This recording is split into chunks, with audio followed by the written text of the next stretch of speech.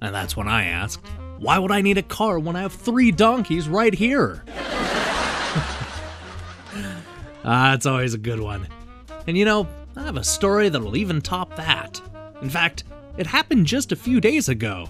It's the story of how Atari started using my good name to attack Jeff Minter and TxK. Look, you have to understand, I've been a huge fan of Tempest since the original arcade game. There was something mesmerizing about the way the vector graphics danced on the empty backgrounds. While everybody spent their days arguing over horizontal versus vertical shooters, I was always partial to the faux 3D tunnel variety. It took 13 years for Atari to realize the obvious. Tempest is timeless. 1994 brought Tempest 2000 to the Jaguar, and it was hailed by pretty much everybody as an instant classic. I fell in love with Tempest all over again, and I still consider this to be one of the best games of all time. So you can probably imagine my excitement when I learned that Jeff Minter, the creator of Tempest, was returning to make a spiritual successor for the PS Vita. While everybody else was counting down the minutes for the next Call of Duty or Halo, I was patiently anticipating the release of TxK. The game was released with little fanfare on February 11, 2014.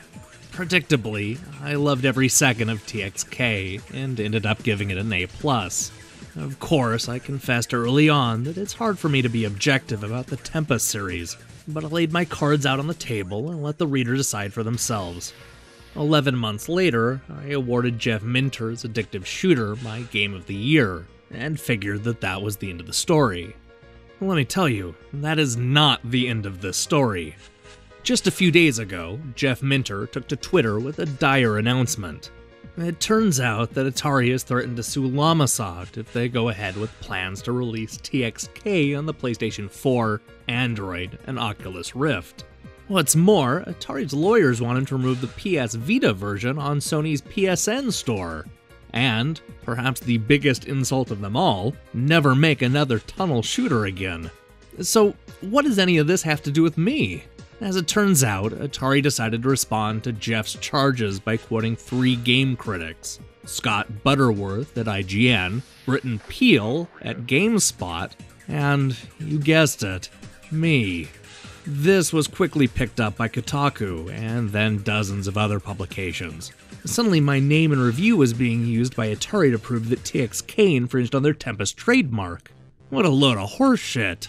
Sure, TxK is certainly similar to Tempest 2000, but it's also different in fundamental ways. I don't know if it's different enough to win in court, but I do know that me saying that it might as well be a sequel to Tempest 2000 is not strong enough evidence. Yesterday I called Tennis in the Face an Angry Birds clone. That doesn't mean Rovio should get their lawyers involved. When it comes right down to it, I'm actually conflicted. On one hand, I'm absolutely disgusted that Atari would use my review to attack Jeff Minter and TxK. But at the same time, I do appreciate Atari promoting my work. I hope that it drives people to my review and they discover my favorite game of 2014. It also gave me an opportunity to see how the different media outlets decided to cover a story I found myself unexpectedly in the middle of. Of the dozens of websites that reported on this pressing issue, most linked to my review. Some of them dropped the name, but at least they linked to the review. Gamasutra decided to go a different direction. Oh, they talked about the reviews Atari used as evidence, but they only mentioned IGN and GameSpot. Was my review not hyperbolic enough for you, Gamasutra? Now here's something I never thought I would say. Game Informer actually made me feel better. Their post mentioned my review, as well as Scott's write-up at IGN. They did not, however, mention GameSpot. SiliconANGLE and Lazy Gamer only mentioned my review, which officially makes them my favorite news sites. What shouldn't get lost amidst all of this self-indulgence is that Atari has a long reputation for threatening lawsuits. They famously settled with Sega back in the 1990s and accused Sony of illegally dumping the PlayStation, which they vowed to fight in court. This is the ugly face of Atari, a side we see now that the company is creatively bankrupt. As for me, I'm sure that one day I'll be able to walk into a grocery store without heads turning and people murmuring under their breath about this scandal. Until then, who has my donkeys?